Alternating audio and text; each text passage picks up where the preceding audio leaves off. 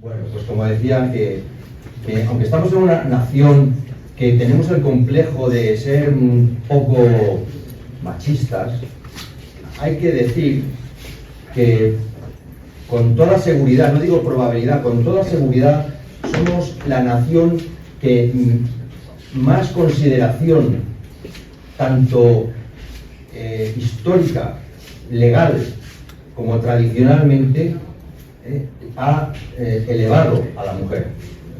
La primera reina de Europa fue la primera reina de facto fue una española, doña Urraca. Sin duda alguna, que entre todos los reyes y reinas que ha dado este mundo, la mejor fue Isabel la Católica. Tenemos a María de Molina, tenemos escritores, escritoras. Y como decía Madariaga, así como el hombre español se ha dedicado a una actividad exterior, tan exterior que nos llevó hasta el otro lado del mundo, hasta Filipinas y China, la mujer española se quedaba en casa y fue la que transmitió la tradición, la cultura. O sea que si ahora mismo estamos aquí pudiendo hablar este idioma y compartiendo un montón no solo de conocimientos, sino de vivencias, lo hacemos porque nuestras mujeres, nuestras madres y nuestras abuelas nos llevaban, hoy en día se llama Virgen del Mar, o Nuestra Señora del Rosario, o el Rocío, pues eran ellas las que se encargaban de darlo. También en un ambiente así, también en un ambiente como es la mar, ha habido mujeres. Ya en el siglo XVI, la primera infante de Marina, una sevillana, María la Bailaora, enamorada de un soldado de los tercios, se fue tras de él y se convirtió en soldado de los tercios y luchó al lado del maestre Lope de Figueroa en la Galera Real en la batalla de Lepanto. Y cuentan que con el arcabuz y con la espada mató a muchos turcos. Isabel Barreto, primera almirante de la Armada, que enganado por el Pacífico, lideró una flota. Y, en fin, un sinfín de mujeres que dan fe de que en España la mujer siempre ha sido valorada. Y además ha llegado muy lejos. Y para muestra, hoy tenemos a la doctora María Luz Moreno Ríos, que es licenciada en Medicina y Cirugía por la Universidad de Granada y que nos va a hablar de otra gran mujer que hizo su heroicidad a bordo de un buque de la Armada.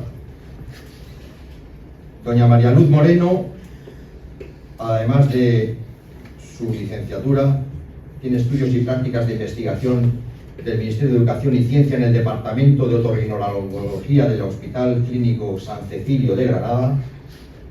Es médico especialista en medicina del trabajo y su actividad profesional la ha desarrollado como médico de trabajo de la Compañía Telefónica de España en Cádiz, jefa del área de medicina laboral del Centro de Prevención de Riesgos Laborales de Cádiz de la Junta de Andalucía.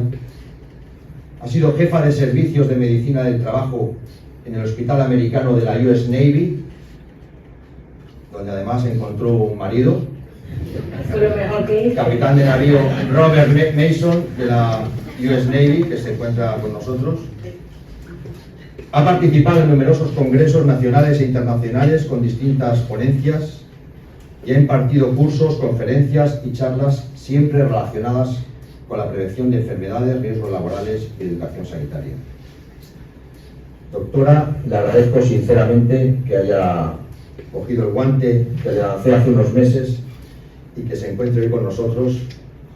Y ahora, como decimos en la Armada, suya la voz.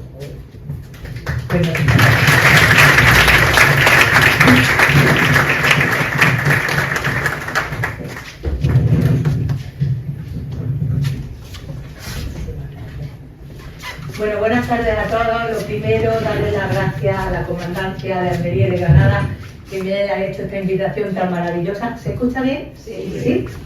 Yo estoy encantada. de estar en Almería, de estar con tantísima gente buena, lindísima, guapísima, veo a mi primo, veo a mis amigos, bueno, cuánta gente linda y de verdad que es un honor para mí estar aquí. Le quiero dar las gracias al comandante, al capitán de navío Ángel Gamboa por esta invitación, pero sobre todo le quiero dar las gracias a ustedes porque van a pasar un ratico conmigo, entonces, y se pueden, me imagino que este jueves por la tarde en Almería habrá otras cosas mejores que hacer, pero bueno, vamos a ver si lo distraigo un rato, porque vamos a hablar de una cosa que está un poco olvidada. Yo lo que quiero es que ustedes lo recuerden. Yo les voy a hablar de la Real Expedición Filantrópica de la vacuna de la viruela, que tuvo lugar entre 1803 y 1806, la primera parte, y hubo una segunda desde el 1803 a 1812. Y también les voy a hablar de unos personajes que fueron en esta expedición. Entre ellas, ya sabemos que iba Isabel Zendar. Bueno, lo primero, ¿qué es la viruela? Pues la viruela es una enfermedad infecciosa producida por este señor, por este virus, el virus variólico. Es una enfermedad muy letal que podía matar de 1 o 2 personas de cada 3 que la pasaran. ¿Sí? Entonces, bueno, fue siempre muy temida. Esta enfermedad, la sintomatología que tenía, pues en cuanto que la persona se infectaba, tenía dolor de cabeza, vómitos, no se sentía bien, malestar general, e inmediatamente, a los 2 días, empezaba a aparecer esta erupción que se iba a poner terriblemente fea en la parte palpebral, o sea, en los párpados, y también iba a afectar al principio a la cavidad oral. Esto podía hacer que la persona perdiera la dentición, ¿sí? Y después, a los pocos días, se va a generalizar, y aquí tenemos esta foto, es de unos gemelos idénticos, uno está infectado, fíjese cómo la enfermedad también, cómo ese virus se va sobre todo a la cara, ¿eh? Y este otro hermano que no está infectado. Bueno, pues estas vesículas que aparecen empiezan a llenarse de pus, luego ya se van secando, luego dan unas costras, las ven ustedes aquí, estas están llenas de pus, y aquí hay ya unas costras que se van desecando y se van a caer. La enfermedad es contagiosa desde el primer momento hasta que se cae la última costra, que suele ser 3 semanas, 4 semanas, lo que dura. Entonces, las complicaciones de esta enfermedad, pues son, lo primero de todo es que el 65 o al 80% de las personas que sobrevivieran iban a tener marcada la cara. O sea, las caras se quedaban y los cuerpos, pero claro, el cuerpo no se veía, lo que se veía más era la cara. El 33% se quedaban ciegos por esa afectación también que hemos visto palpebral, ¿no? Muy importante. Si la mujer estaba embarazada iba a tener un aborto espontáneo. También otras enfermedades que normalmente no se tuvieran, como habían bajado las defensas, pues también nosotros llamamos a eso enfermedades oportunistas, infecciones oportunistas, también aparecía. Luego aparecía también, podía haber una encefalitis, o sea, una inflamación del cerebro, por lo que eso conlleva, y también una artritis. O sea, estamos viendo cómo esta enfermedad terrible daba alteraciones, o sea, dolores físicos, pero también dolores psicológicos, porque imagínense tener toda la vida este careto, o sea, porque las cicatrices eran ya de por vida. Bueno, pues ya hemos visto que se infectaba a la gente muy rápido, y cómo se hacía, se sabía desde siempre que era de persona a persona. El contagio era de persona a persona, el contagio también podía ser con fluido biológico de una persona infectada, o también con la ropa de vestir o la ropa de cama, también se infectaba. La enfermedad está con nosotros toda la vida. Yo he encontrado al faraón más famoso que he encontrado, que del 1157 a.C., pero que se sabe que estaba la viruela muchísimos años antes. Como ustedes pueden ver aquí, podemos decir que este señor murió ¿de qué? Sí, lo ven, ¿verdad? Las vesículas. Perfecto. Yo voy a ir preguntando, porque luego voy a poner notas. Entonces, bueno, en el siglo IV ya lo vemos que los chinos también la describen Y en el siglo VII nos lo vamos a encontrar también descrito por la India y en el siglo X en Asia Menor. Esta enfermedad siempre se ha desarrollado con las grandes ciudades, de cuando había muchísimas las ciudades empezaban a tener más población, pues allí llegaba ella y hacía pues, sus epidemias, como suele suceder. Y también se iba a ir de un sitio a otro dependiendo de las mercancías, ¿no? Pues todas las vías comerciales que había, ustedes saben que entre África, Asia y Europa siempre hubo abierto mucho comercio. Y llega a América en el siglo XVI, cuando llegamos nosotros. Entonces, allí en América fue devastadora. Claro, no se conocía y fue la primera disminución de la población indígena que hubo allí, en la otra España. El humano, como conocía esta enfermedad, lo que hacía siempre, cuando había, como las lesiones que se producen son características y enseguida se sabía la enfermedad que era, porque ya lo hemos visto, que si vemos una persona con toda esa vesícula era muy fácil de diagnosticar. Pues entonces a la persona que veíamos enferma, que venía enferma, la aislaban a otra habitación para no contaminarse. Cuando pasaba eso en una ciudad, pues se cerraban las murallas y ya ahí no entraba nadie y así pues... Y si era un puerto, pues se cerraba el puerto, cuarentena al canto, bueno, ya sabemos un poquito, ¿no? Hemos pasado algo parecido hace unos años, o sea que lo entienden, ¿no? El humano también siempre ha querido prevenirlo, pero bueno, en este momento que yo les estoy contando a ustedes no se sabía lo que era un virus. O sea, yo les presento lo primero al virus, pero esto se va a conocer luego ya en el siglo XX. Todo el tiempo que yo voy a hablar de lo que voy a hablar no se sabía ni lo que era un virus ni una bacteria, no había antibióticos, no había frigoríficos, no había nada. Entonces era otra época más rudimentaria. Entonces los chinos idearon un sistema que era la variolización. La variolización era muy fácil. Cogían las costritas del paciente, las desecaban, las machacaban y hacían un polvito. ¿Y qué hacían con el polvito los chinos? Pues lo insuflaban, ¿no? Lo soplaban en las fosas nasales de una persona que no hubiera tenido la enfermedad. Entonces, ¿qué iba a pasar? Porque se le producía la enfermedad. Sí, este sistema era importante porque la enfermedad era un poquito más leve, pero tenía también la misma sintomatología, iba a tener también esta escara y las cicatrices. Entonces, fue más importante con esta señora del principio del siglo XVIII, Lady Mary Wortley Montagu, que era la esposa del ministro de Asuntos Exteriores del Reino Unido. Y está vestida a la turca, porque es que esta señora vivió con su marido, embajador, de embajador, en Turquía. Y entonces ella observó que la familia real otomana utilizaban este sistema para prevenir o pasar la viruela de forma más leve. Y lo trae a Europa. Primero lo trae a Inglaterra y después ya todas las casas, todas las monarquías europeas, algunas pues lo van a hacer. En la población normal no gustó nada, porque claro, como se iba a pasar la enfermedad, pues la gente le temía mucho. Entonces no le gustó este sistema. Pero sí lo he traído porque viene a colación de lo siguiente. Les presento al doctor Edward Jenner, que es un médico inglés que estudia en Londres, era un buen discípulo, era un buen médico, y estaba enamorado de Berkeley, que allí con sus vacas, ya saben, esos prados. Entonces se lo querían quedar en Londres, pero él dice, no, yo termino mi carrera, yo me voy con mi vaca. ¿Y qué observó? Pues él tenía muchos pacientes de gente que trabajaba en granja y que estaban en contacto con las vacas. Y es que resulta que las vacas tienen también una viruela, la viruela vacuna. Y la viruela vacuna es distinta, es más leve.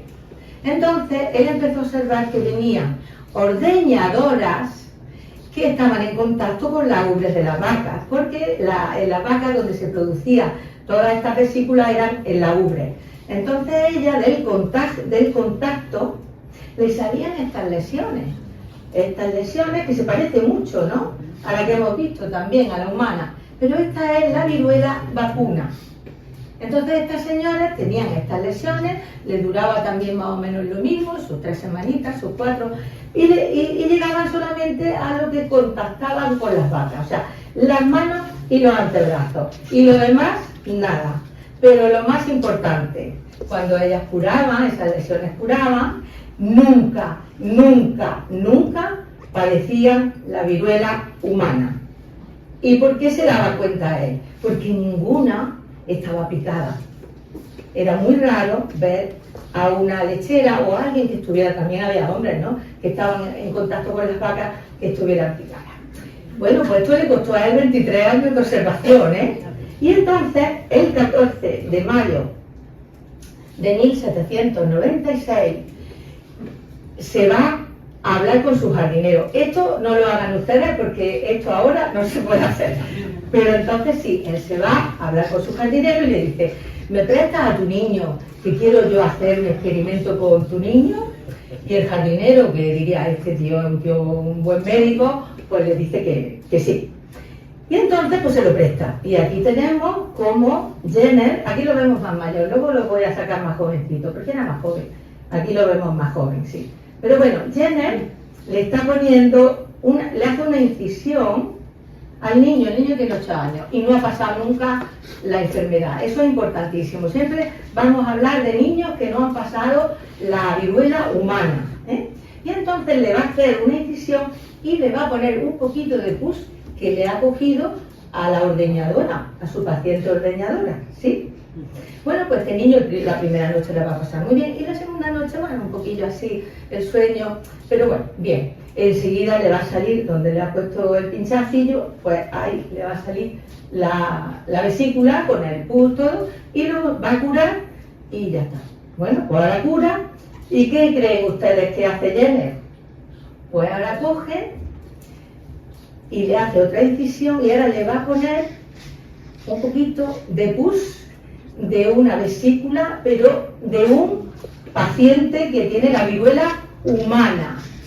Antes le ha puesto el pus, que se llama humor vacuno, de la viruela vacuna, y ahora le está poniendo el de la viruela humana. ¿Y qué pasó? ¿Qué es lo que pasó? ¿Qué creen ustedes que pasó? Que no pasó nada. Efectivamente, hoy me están siguiendo muy bien.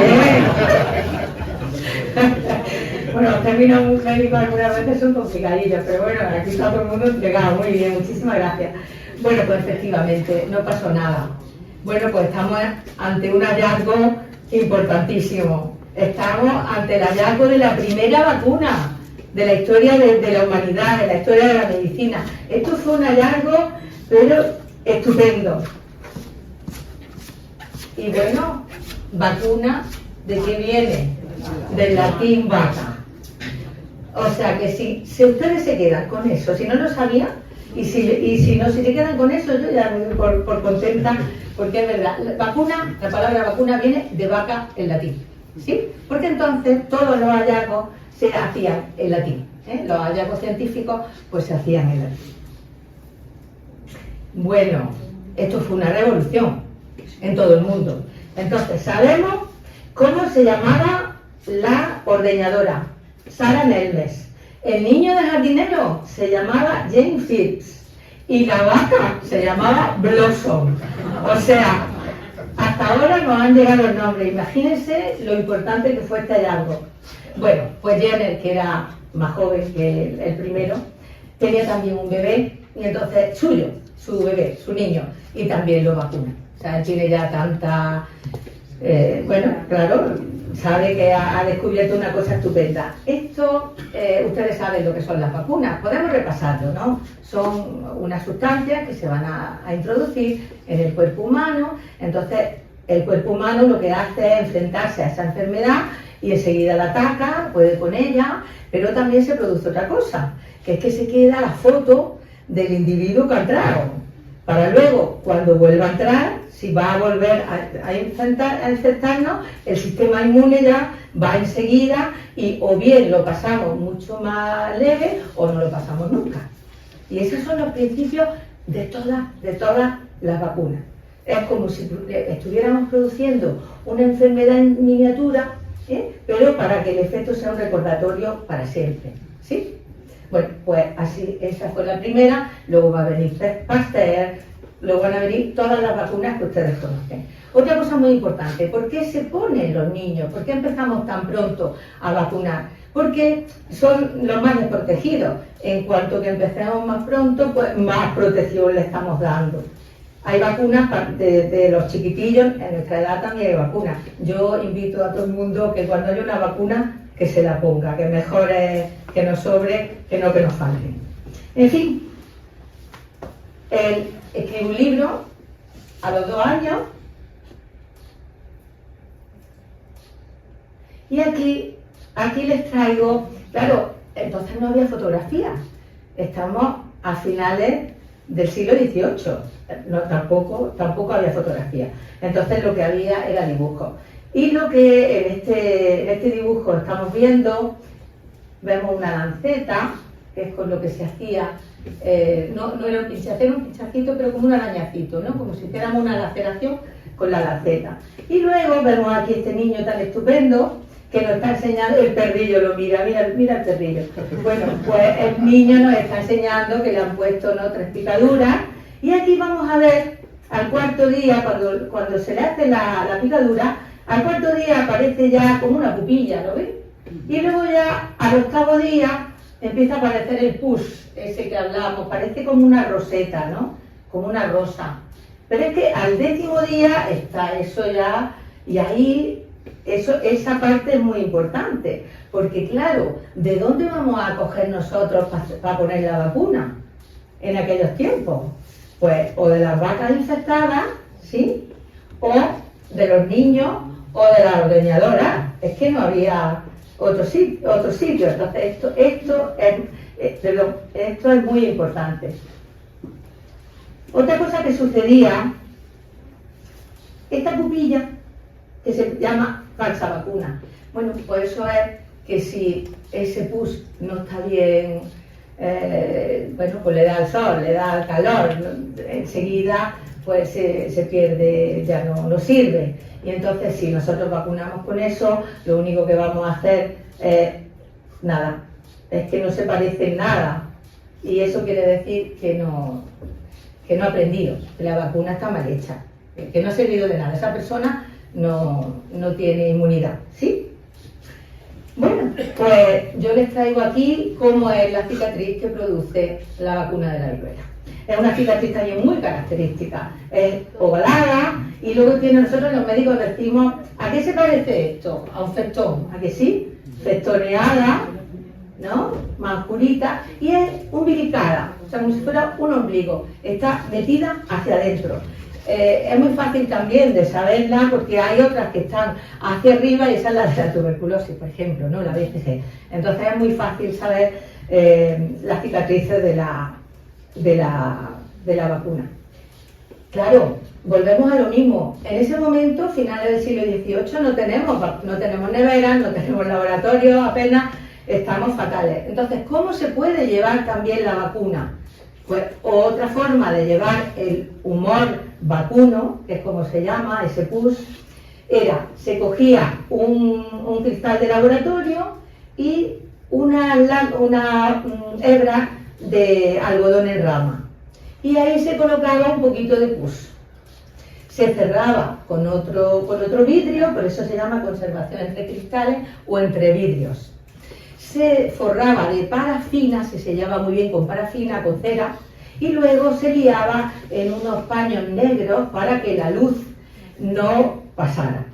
Y así podía distribuirse por todo el mundo, por barcos, correos, diligencias, lo que ustedes se imaginen. Cuando se llegaba al sitio de destino, se abrían los paños, se sacaban los cristales, se quitaba la parafina, se abría y se ponía una gotita de agua destilada. Y ya teníamos otra vez la sustancia para empezar a vacunar. El problema es, ¿esto habrá llegado en buenas condiciones o no? Entonces ese era el problema que se iban a encontrar. Bueno, pues si les digo yo que nuestros Austrias, la dinastía de los Austrias se perdió por la vacuna, ¿ustedes me creen? Vamos a darle una vuelta. No, por la vacuna, no por la viruela, perdón, por la viruela, sí. Que estoy hablando de vacuna, me ayuda por la viruela. Eso es lo que hace. Muchas gracias. Tengo aquí a mi becario que... Muchas gracias. Pero efectivamente, por la viruela. Bueno, pues aquí tenemos al príncipe de Asturias, al príncipe Baltasar Carlos, que como ustedes saben, era hijo de Felipe IV. Este cuadro tan magnífico de Velázquez lo tenemos en el Museo del Prado, todo el mundo lo conoce. Bueno, pues este niño con 15 años se muere. Se muere y entonces el siguiente en la descendencia es su hermano Carlos II, que llegó a rey y entonces ya saben ustedes que muere sin descendencia. Como muere sin descendencia, en 1700, pues en 1711 tenemos en guerra, España está en guerra, está por un lado Carlos II había dejado de heredero a Felipe de Borbón, el duque de Anjou, que era también nieto del rey Sol, y su abuela era española, por eso.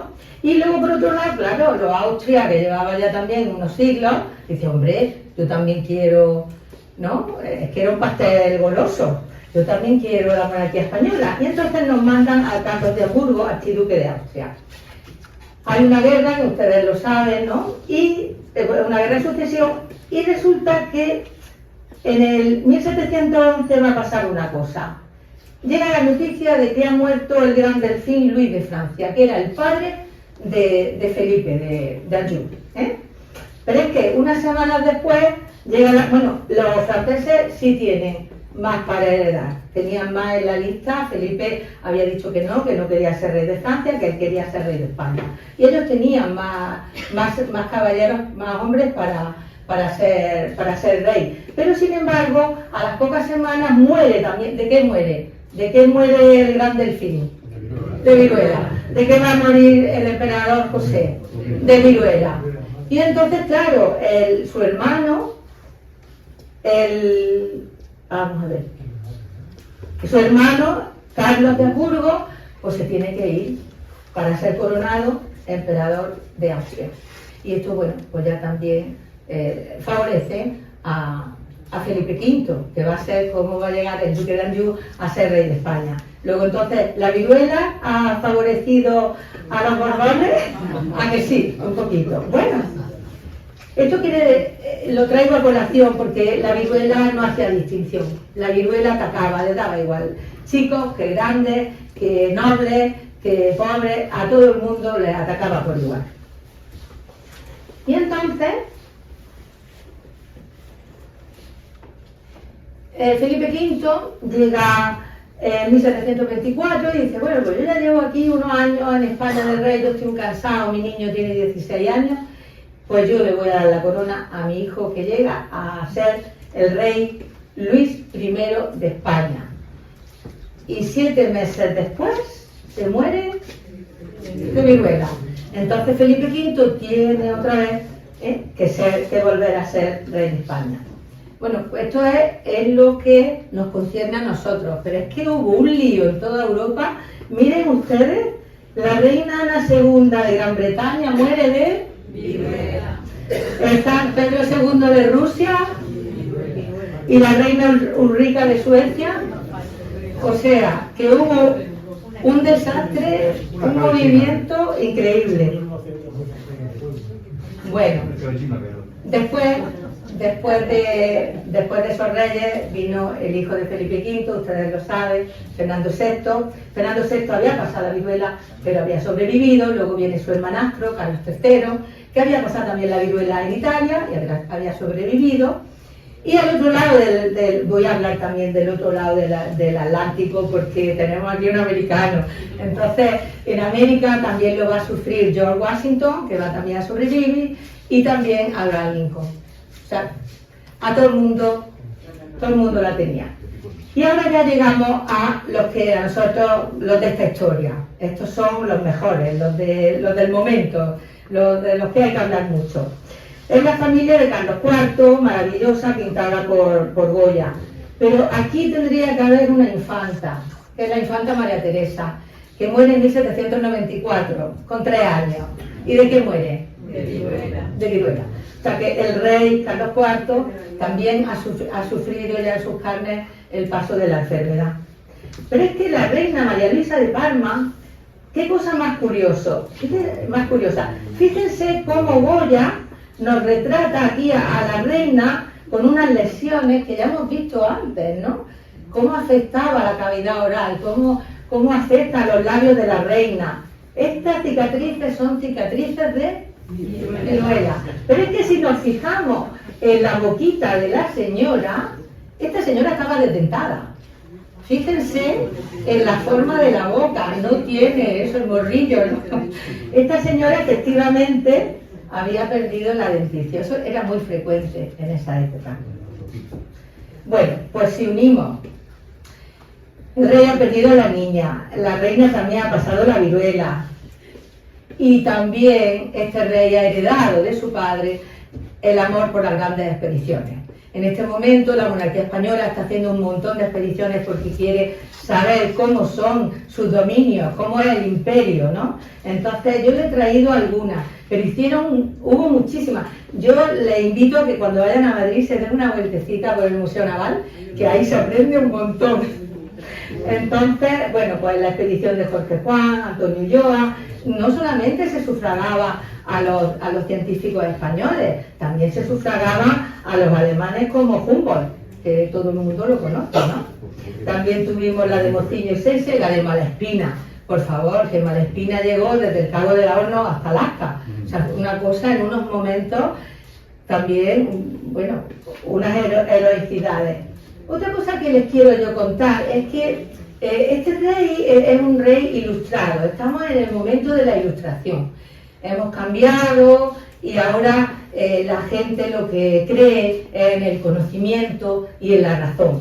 O sea, el humano, mediante el conocimiento y la sabiduría, puede arreglarse sus problemas. Esto es una cosa nueva que nos trae la ilustración. Pero es que también nos trae el amor al prójimo, la filantropía. Eso hasta entonces no se hablaba. Bueno, si unimos eso y también todo lo que estas expediciones le van a traer al Imperio Español, unos conocimientos que no se sabían. Entonces, ciencias que van a aumentar muchísimo, pues imagínense, la botánica, todas las plantas que no conocíamos, ¿no? La zoología, la minería, la medicina, la ingeniería, yo qué sé, las artes también de navegación. Hubo un desarrollo increíble que también nos van a llevar a sitios como el Real Observatorio de San Fernando, que ustedes saben que está en la isla de León, en Cádiz, y por aquí pasaba entonces el meridiano cero. Yo lo dejo ahí, el que ahora está en Greenwich, o Greenwich, como lo decimos nosotros en español, pues entonces pasaba por el Real Observatorio. Aparece también, perdón por el Real Jardín Botánico de Madrid. O sea, van a aparecer sitios que de otra manera, si no hubiera habido tantísima información como se traía, pues no hubieran aparecido. Bueno, sí, ya hemos hablado de que el rey, la niña, ha padecido su niña, que también él es un enamorado de las reales expediciones que también empezó su padre.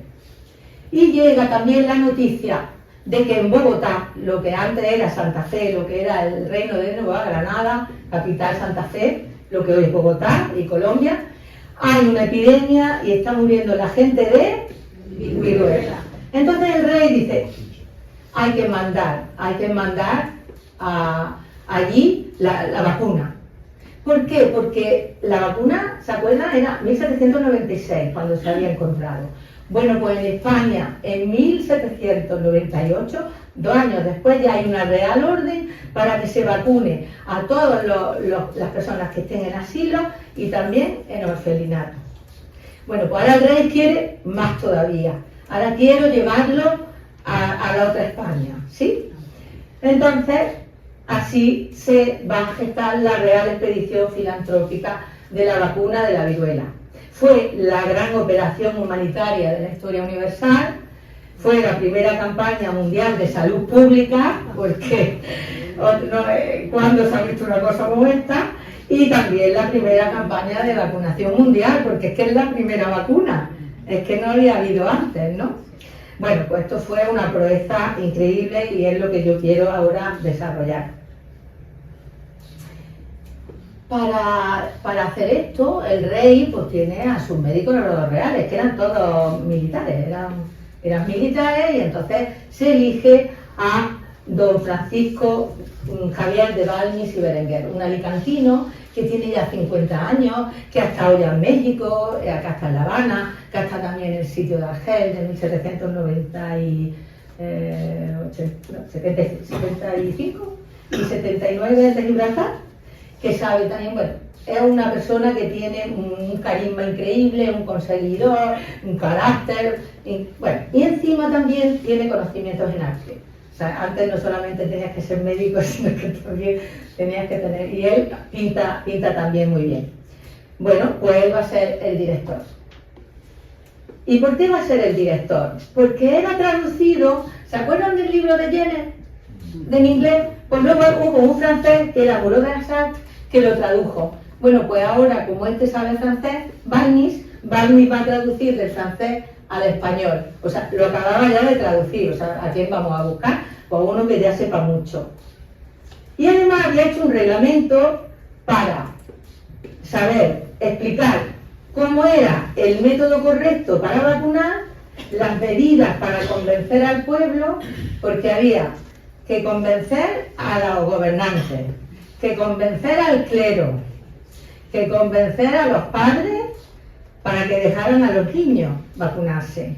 O sea, había que convencer, bueno, y luego había que educar a los enfermeros, a los médicos, a toda la gente que iba a poner esas vacunas. Se va a hacer el primer registro también de vacunados, porque claro, si antes no había habido vacuna, nunca se había hecho un registro de este tipo.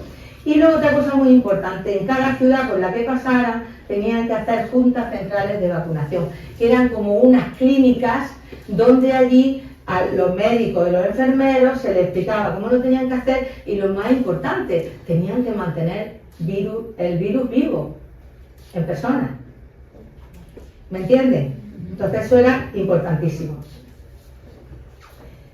¿Qué va a llevar? ¿Cómo lo va a hacer Balmis? Pues Balmis dice, como ya sabíamos, ¿verdad que sabíamos ya esto? Lo del cuarto día, y luego el noveno y el décimo, ya, ¿cómo se pone esto, verdad? Lleno de pus. Dice, pues yo voy a llevar niños. Y voy a hacer una vacunación encadenada, de brazo a brazo. A ver si yo lo explico bien. Siempre son niños que no hayan pasado la enfermedad. Entonces, vamos a coger a un niño, le vamos a poner la vacuna.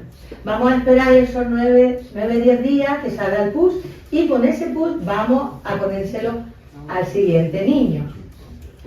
Siempre estamos hablando del pus de la viruela vacuna, eso ya sabes lo que era la vacuna. Entonces, él dice, para que si alguna no prende, pues lo que voy a hacer es hacerlo por pareja. O sea, el primer día voy a vacunar a 2 niños, al 10.º día o al 9.º día, cuando ya tenga el pus, otros 2 niños, por si uno no prende, porque siempre tener otro. Sí, y así lo hace. Y él calcula los días que va a tardar a llegar a la otra España, que está lejos. Y calculó 21 niños. Ahora luego veremos que fueron 22, pero eso no quiero hacer spoiler. ¿Y quién va a ir con él también? Pues otro médico estupendo que se llama José Salvani. José Salvani era catalán y era mucho menor, tenía 25 años. Casi todos los de la expedición van a tener entre 25 y 30 años, excepto Balmis, que era el director y era un poco más mayor. Entonces, bueno, Salvani, además de ser médico, pues también era filósofo y estudió filosofía. Entonces tenemos aquí el mejor equipo. Uno que es el conseguidor, el que sabe, el que entra, el que habla, el que tal, y el otro es el concienzudo, el que trabaja, el que, bueno, con una vocación extraordinaria.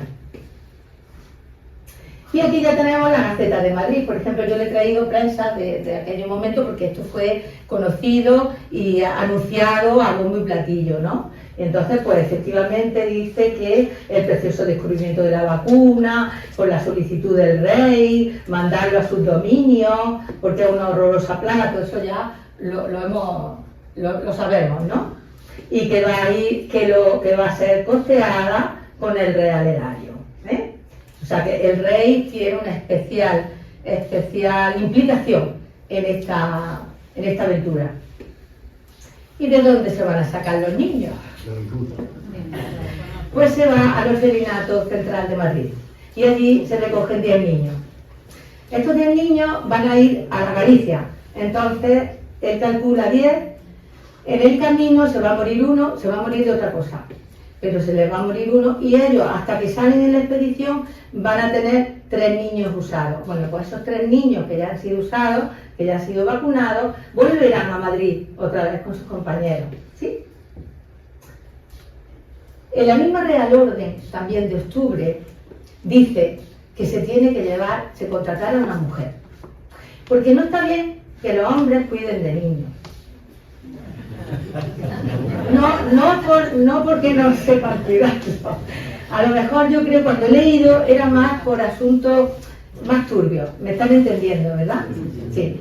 Entonces, los niños también tenían que ser niños.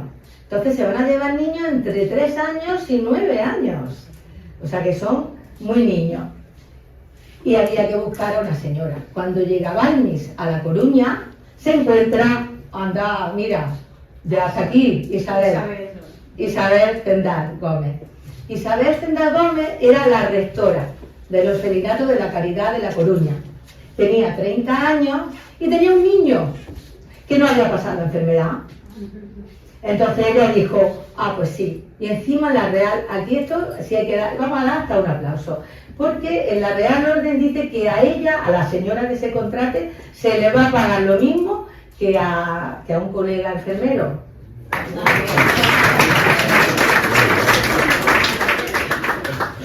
Bueno, pues efectivamente se contrata a Isabel Zendal Gómez y ya tenemos toda la expedición. De director, Francisco Javier Balmis, de subdirector, José Salvani Llopar, ayudantes, también médicos, también oficiales del ejército, Manuel Julián Grajales y Antonio Gutiérrez Robredo, practicantes, Francisco Pastor y Balmis, que era familia del director, porque le ayudaba en su clínica en Madrid, Rafael Lozano Pérez, y luego los enfermeros Basilio Bolaño, Pedro Ortega, Antonio Pastor y Ángel Crespo. Ángel Crespo al principio va a ser como un secretario, porque aquí había que apuntarlo todo. Cómo nos tratan, qué hacemos, qué no hacemos, qué nos encontramos, y todo eso había que mandárselo al rey. El rey quería saber todo lo que pasaba en esta expedición. Y luego está la rectora, Isabel Zendal Gómez, y los 22 niños, 6 los que vinieron de Madrid, ¿se acuerdan? 11 que se consiguen en La Coruña y 5 de Santiago de Compostela, porque tenían que estar en esa horquilla de edad de la que ya hemos hablado. Bueno, pues aquí les traigo un sello conmemorativo de la expedición y bueno, aquí salen el 30 de noviembre de 1803 de La Coruña con la corbeta María Pita, que nombre también, ¿no? María Pita, pues sí, otra heroína también, ¿no? Entonces la corbeta tiene 130 toneladas de peso, tiene 3 palos y tiene también 16 cañones, porque en esa época había piratas, había enemigos, había de todo, entonces había que ir también armado. Van 28 marineros, el capitán es un teniente de fragata fantástico, vasco, y fue maravilloso porque le hizo la vida muy agradable a la expedición y a los niños.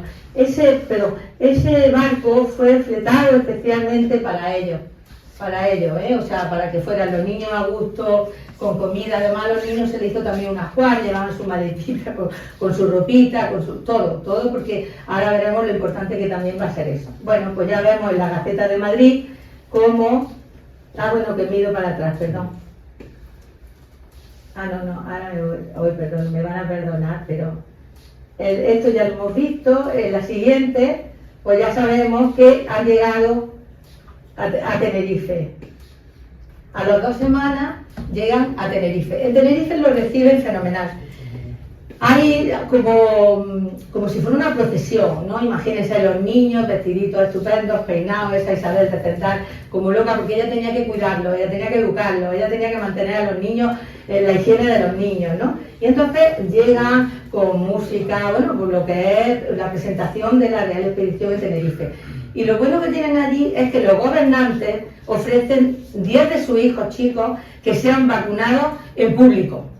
Eso es lo mejor que puede pasar. Porque tú vacunas a alguien de la alta sociedad y todo el mundo quiere también vacunarse, ¿no? Hay también el Día de los... Porque todo esto ya estamos de la Navidad, el Día de los Santos Inocentes se hace también un Te Deum, dándole las gracias al Rey por llevar la vacuna. Claro, la gente le tenía muchísimo a esta enfermedad, entonces era muy importante todo eso. Bueno, van a pasar toda la Navidad allí y ya salen de las Islas Canarias con destino a Puerto Rico.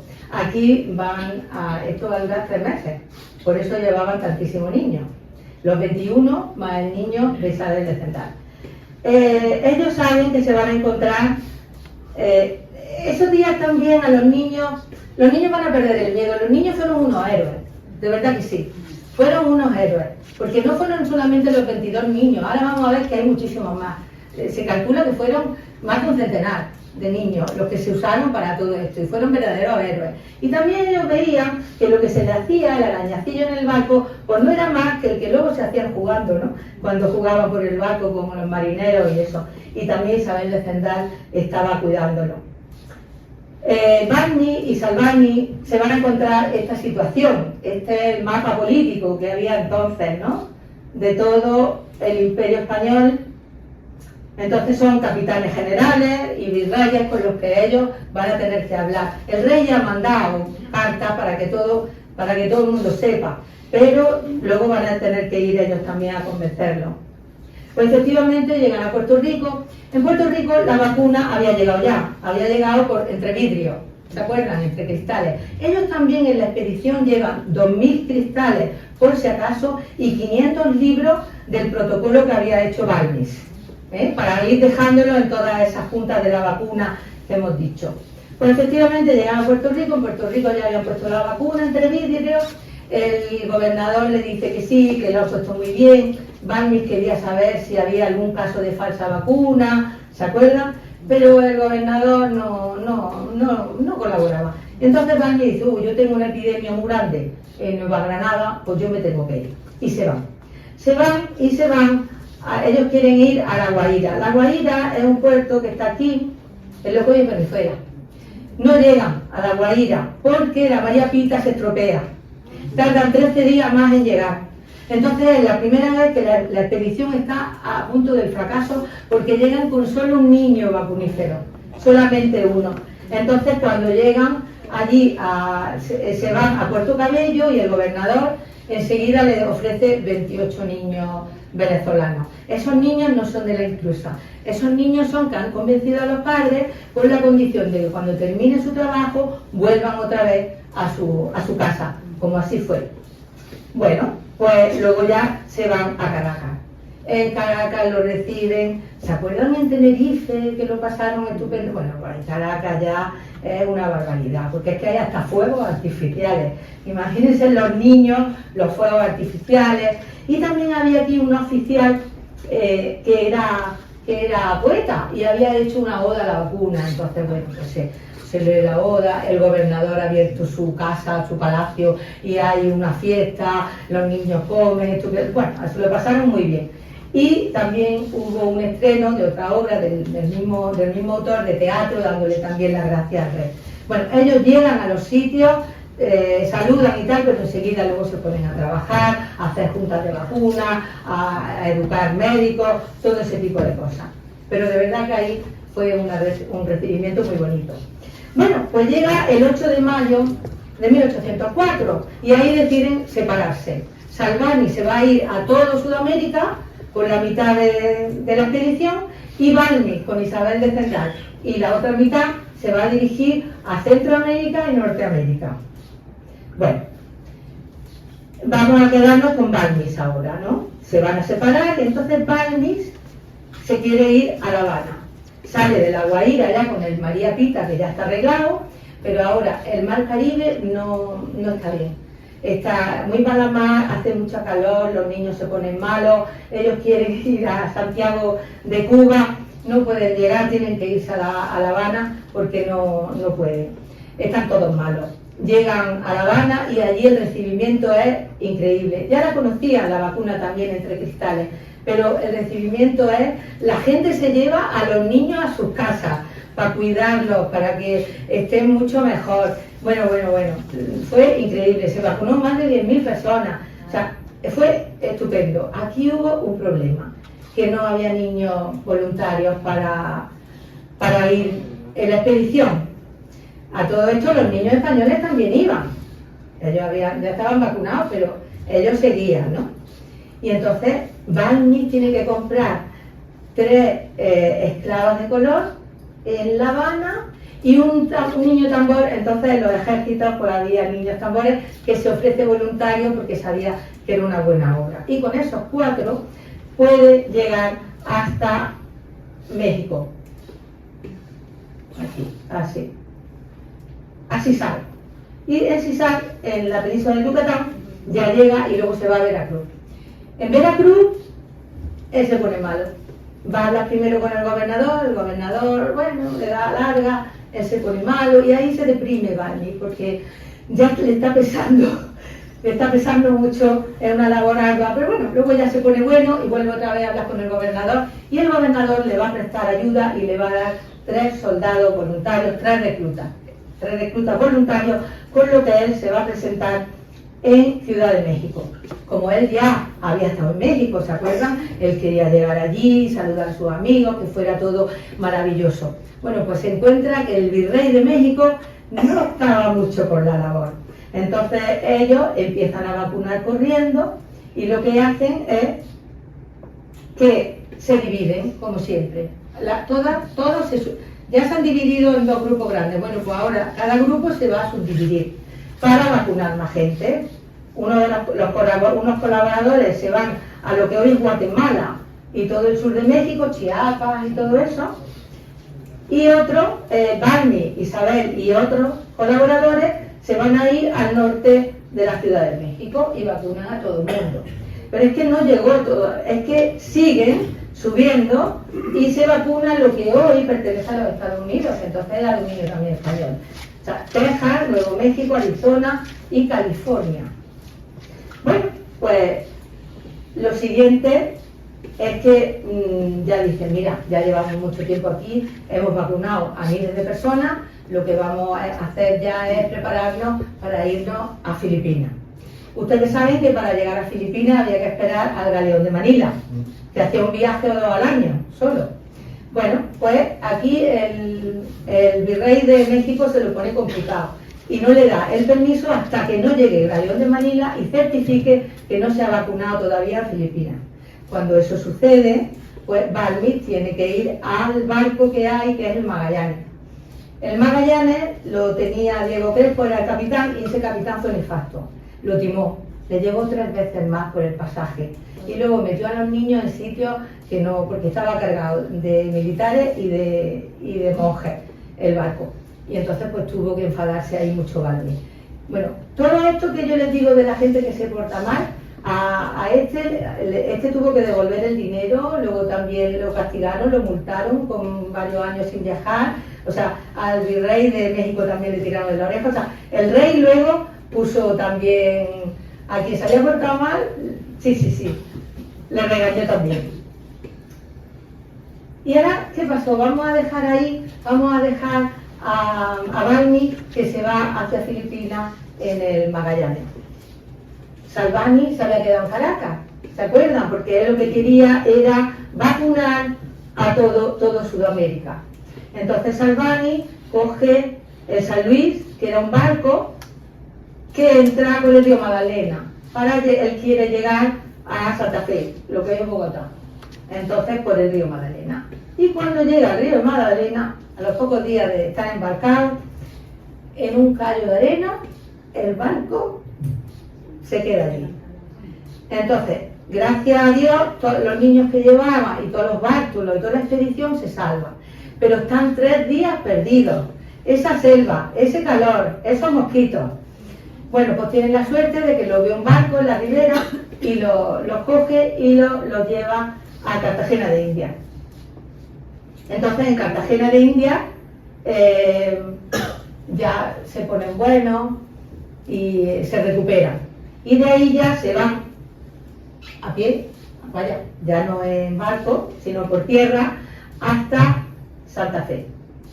Cuando llegan a Santa Fe, lo que hoy es Bogotá, el virreino de Nueva Granada, eso fue, el virrey le ayudó en todo. Es que, bueno, se vacunaron más de 50.000 personas, porque ahí era donde estaba la epidemia, ¿no? Entonces, pero el pobre Salvani, que ya lo había pasado muy mal, se le había infectado un ojo, pierde la visión del ojo izquierdo en esa aventura.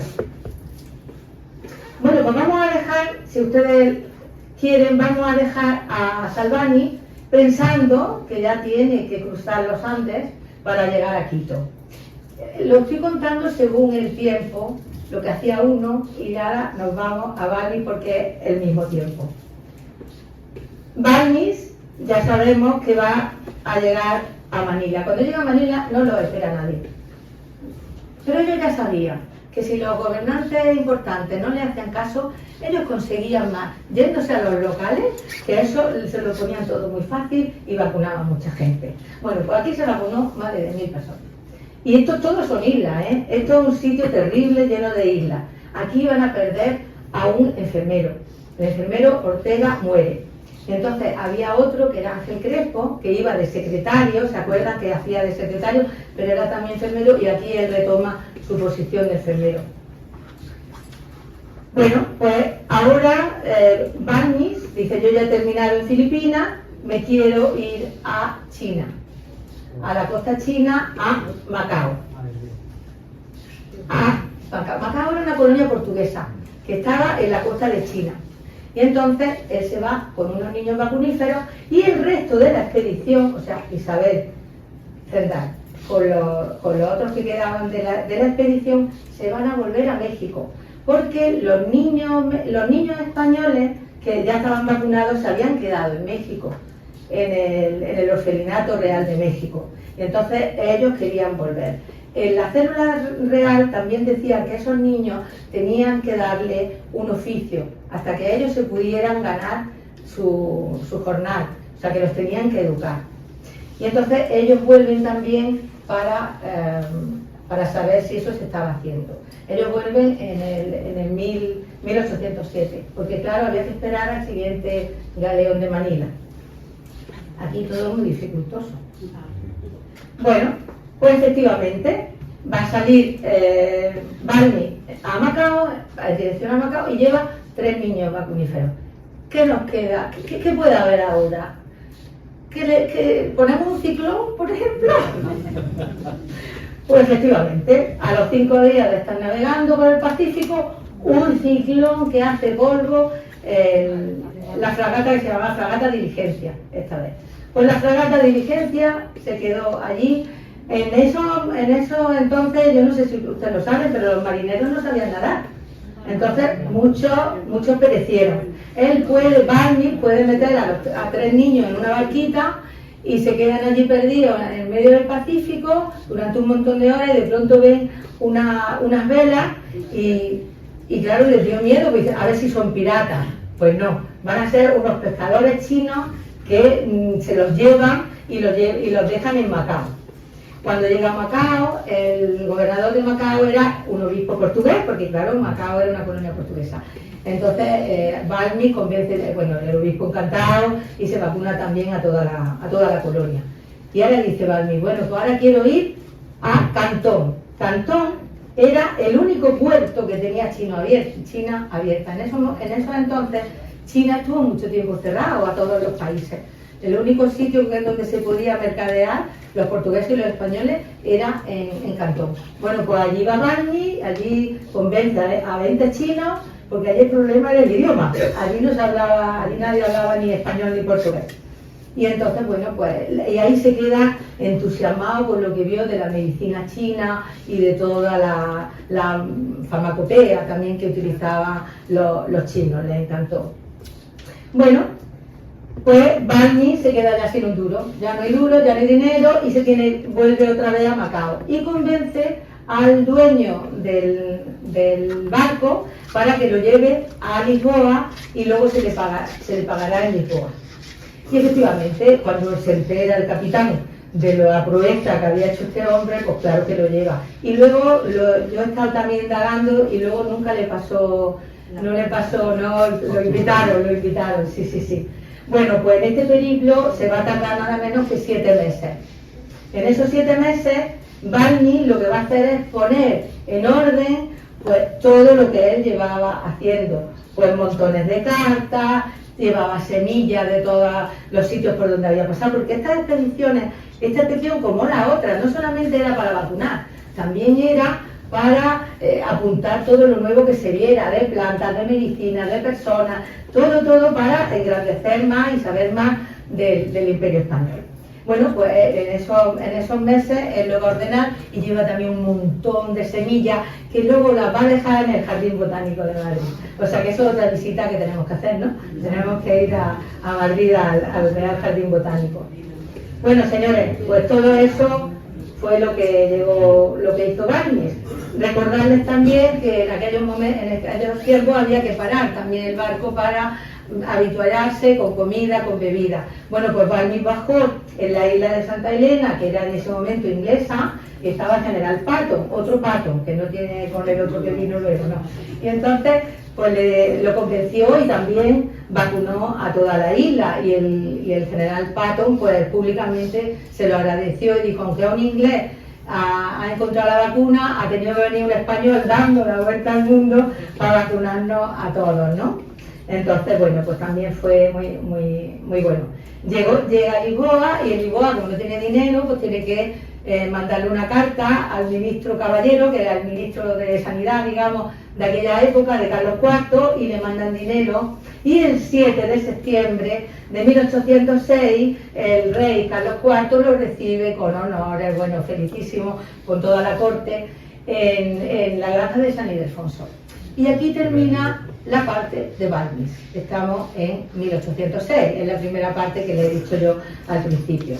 ¿Por qué no sonaba Barney? Hasta hace unos años hubo una misión, ¿se acuerdan? Sí, porque el Ministerio de Defensa, para ir contra el COVID, ¿no?, le puso ese nombre a todo lo que hicieron el ejército, ¿no?, por nosotros en la pandemia. Barney también, desde 2021, el Hospital de Alicante lleva su nombre. También tiene el busto ese que le presentaba al principio cuando le presentaba a Barney, que está también en la Facultad de Medicina de Alicante. Bueno, y ahora llegamos a la estrella, porque los otros eran también estrellas, pero eran muchos. Aquí la única mujer. A lo mejor hay una cosa que es un poquito triste, porque no se sabía nada de ella, no se sabía nada, hasta 2013 no se sabía nada de la parte gallega. Había mucha elucubración de que lo mismo había sido una señora extranjera, irlandesa, porque había un lío en el apellido entre el gallego, el español, la Z, la L. La Z unas veces la vemos con C, Zendal, otras con Z, otras con S. Barney le decía señora Sendala, o sea, Dallas con dos L, o sea, un lío espantoso. Y luego, como era una persona instruida y tenía un hijo, pues a lo mejor era viuda. Porque claro, bueno, pues nada de eso. Vamos a ver lo que se ha encontrado.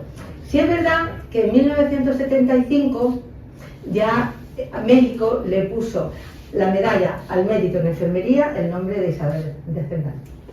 Eso en México, en 1975, O sea que es para tirarnos un poquito de la oreja a nosotros también. Y también el premio más importante que se ofrece de investigación en enfermería en México lleva también su nombre desde entonces. Y la Escuela de Puebla, en México, de enfermería, también tiene su nombre. Bueno, pues aquí llegamos, aquí lo único que se sabía es que se había contratado a una señora y que era la rectora y que tenía un niño.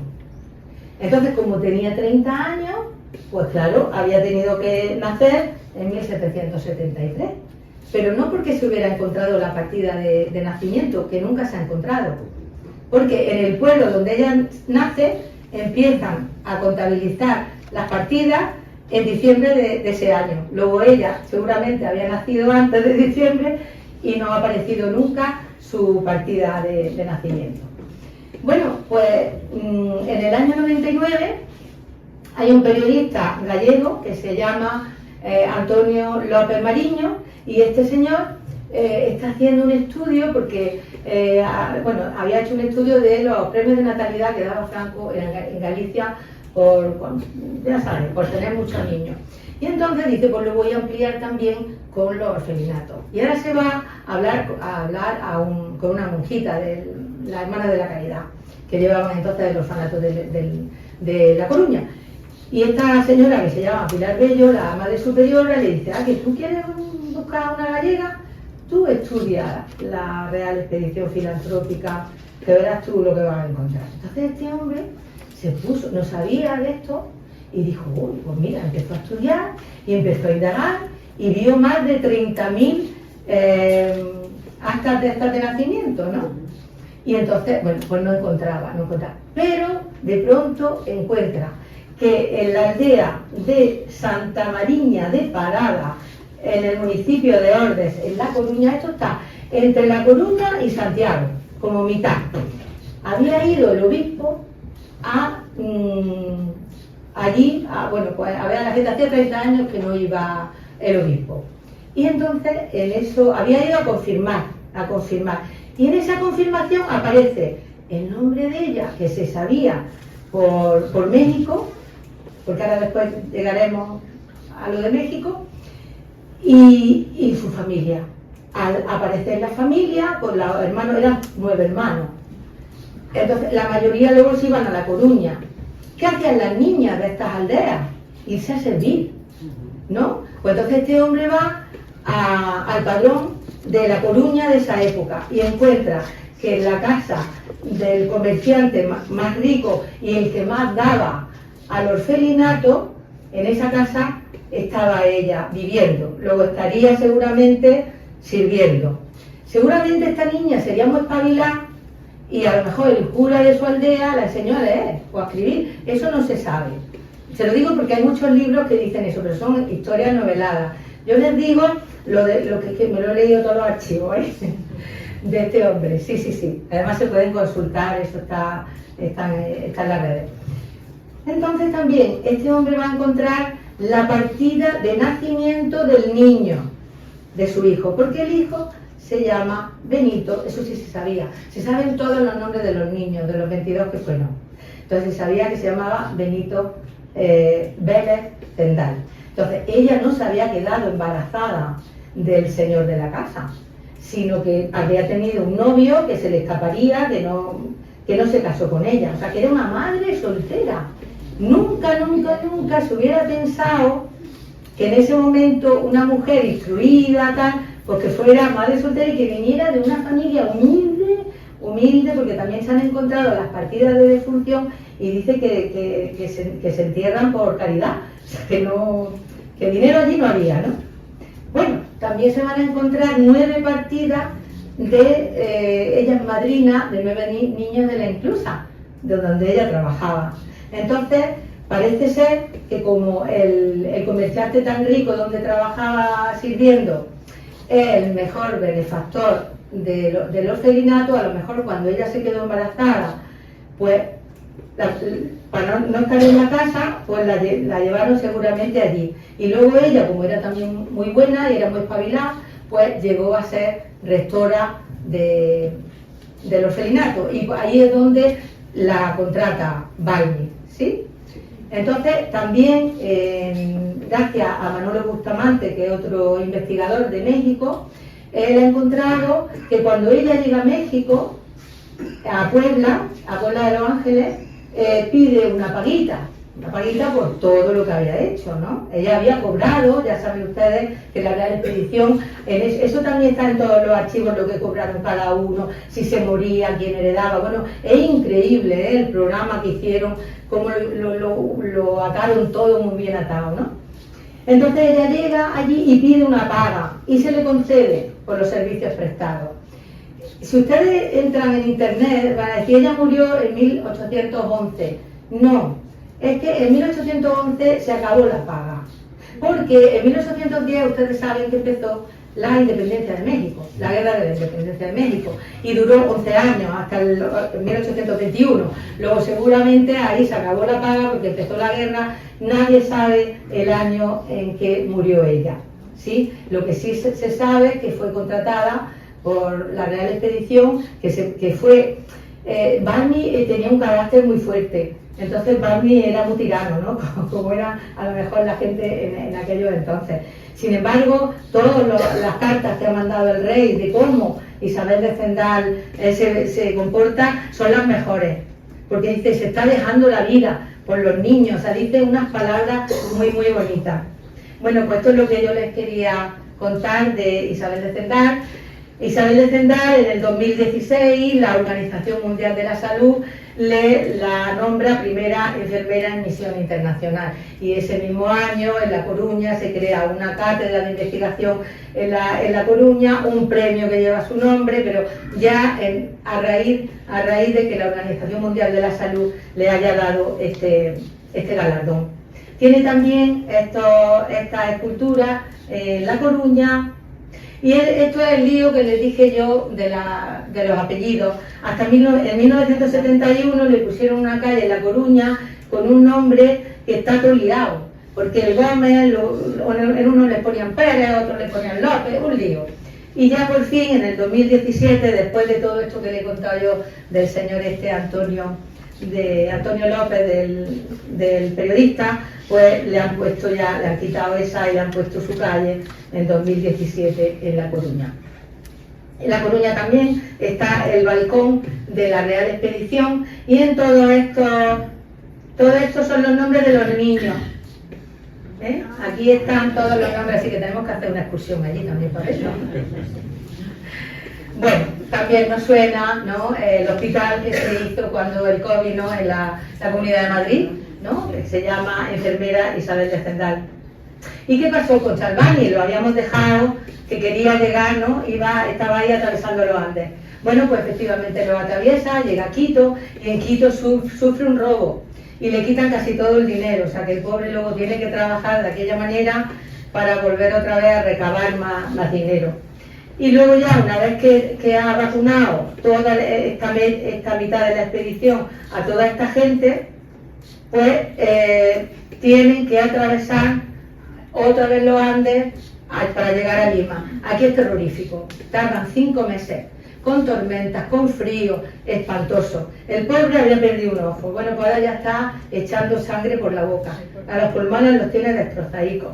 Cuando llega a La Paz, cuando llegan a Lima, en Lima se dan cuenta que los médicos tienen ya la vacuna entre vidrios y la están comercializando, le están sacando dinerito. Y entonces él no quiere meterse en eso, y lo que hace es que se va a las otras ciudades, a los otros pueblos, y también miles de personas lo que van a vacunar. A continuación se subdividen otra vez, como siempre, parte de su equipo va a llegar hasta el final de Chile, lo que hoy es Chile, y él va a llegar a La Paz y va a morir el 21 de julio de 1810. Pierde la vida porque el pobre lo había dado todo, la verdad. Y sus colaboradores continúan y vuelven a España en 1812. Por eso la segunda parte de la expedición se dice que empezó en 1803 y terminó en 1812. Señores, esto fue lo que hicieron. Una verdadera hazaña. Vacunaron directamente a más de 500.000 personas. Se jugaron la vida, los niños maravillosos, los médicos, los enfermeros, los ayudantes, Isabel de Zendal, el rey, todo estupendo.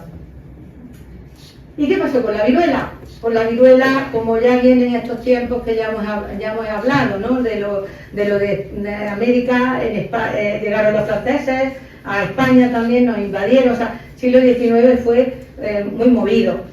Bueno, todo lo que se había hecho de las juntas de vacunas, de estas clínicas, pues tampoco serviría de mucho, porque si todos los países luego tuvieron las guerras estas en contra de España, pues seguramente todo ese trabajo a lo mejor se perdió. Bueno, pues la viruela siguió. Se calcula que en los primeros 50 años del siglo XX, que esto ya se nos suena, ¿no? Murieron 300 millones de personas. Sí. Entonces eso hizo que la Organización Mundial de la Salud ideara una vacunación para todos. Antes era voluntaria esta, ¿no? Esto es para todos, para toda la población del mundo mundial, como se dice ahora. Y efectivamente, 20 años después, el último caso se tuvo en África. En el 79 ya salió un BOE en España de que no se pusiera más la vacuna, porque hacía muchísimo tiempo que no habíamos tenido ningún caso. Y en el 1980 la Organización Mundial de la Salud la declaró totalmente erradicada. O sea, es la primera vez que hemos podido con una enfermedad infecciosa. Es la primera vez, la única que hemos podido erradicar. Eso quiere decir que no la pasa a nadie. Pero ¿y el virus? ¿Qué pasa con el virus? Pues hasta lo que sabemos, en Estados Unidos hay un laboratorio, el de Atlanta, que tiene 350 cepas. Y también sabemos que en otro laboratorio de Rusia hay 120 cepas. A estos laboratorios van de la Organización Mundial de la Salud unos inspectores expertos en seguridad biológica para saber que las cosas se están haciendo bien. Bueno, y a esta altura me dirán, ¿y qué pasó con la vaca? Con la vaca Blossom, ¿no? Con la vaca Blossom. La vaca Blossom, la piel está en la Facultad de Medicina St. George de Londres, y a Jenner el Reino Unido le premió con 10.000 libras, que en ese momento era un dinerito. Pues él cogió y le compró una casa al niño del jardinero, ¿se acuerdan? A Joseph Seal. Pues le compró su casa y él mismo le plantó la rosa. Y cuando Jenner se enteró de lo que el rey había guiado al rey de España con la Real Expedición, pues bueno, encantado dijo estas palabras: no me imagino que en los anales de la historia haya un ejemplo de filantropía tan noble y tan extenso como este. Muchísimas gracias.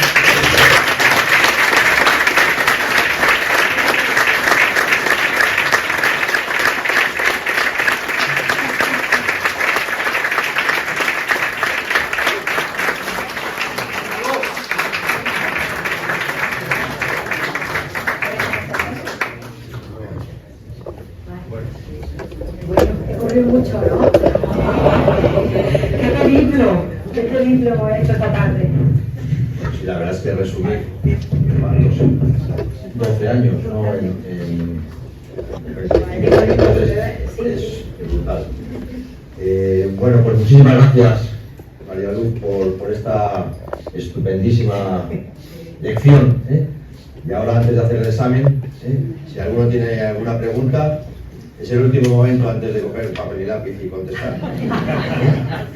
Así que la doctora está atenta. Sí, por favor. Yo tengo una duda. Sí. Porque, a ver, nosotros hemos vivido en Latinoamérica y nos hemos dado cuenta de que la mayor parte de gente allí, cuando se vacunan de la viruela, hasta el día de hoy, tienen la marca que nos has enseñado antes, porque en España no la tenemos.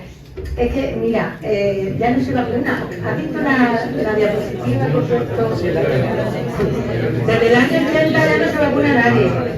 La que tú estás diciendo es la de la tuberculosis. Es que se parece mucho. Y luego también, es que esta charla, como ya te da también en otros sitios, siempre más o menos se repite, efectivamente, ¿no ves? Estos son los últimos casos que se dieron en el mundo. El último, mira, ahí está Sudamérica también. En Ecuador en el 62, en Brasil en el 71. Entonces, eso, y ya nunca más se han dado más casos. El último fue en Somalia, el 12 de octubre de 1977. Pero sí es verdad que como se parece la vacuna a la de la que he dicho, esta es umbilical, con un ombliguito hacia adentro. Pero la otra, la BCG, la de la tuberculosis, igual también, además a las niñas se nos ponía en el muslo para que no se viera y a los chicos en el brazo. Es que todo no lo puedo contar, porque no me da tiempo. Entonces, no, la vacuna de la viruela ya no. Lo que pasa es que la gente también se hace mucho lío con la varicela. Porque es que se parece un poco también, ¿eh? Pero no tiene, además hasta el nombre se parece, pero no tiene nada que ver. La varicela mucho más liviana, sí. Esa va a ser otra vacuna, sí. Pero encantada que me hagas esa pregunta porque todo el mundo la hace.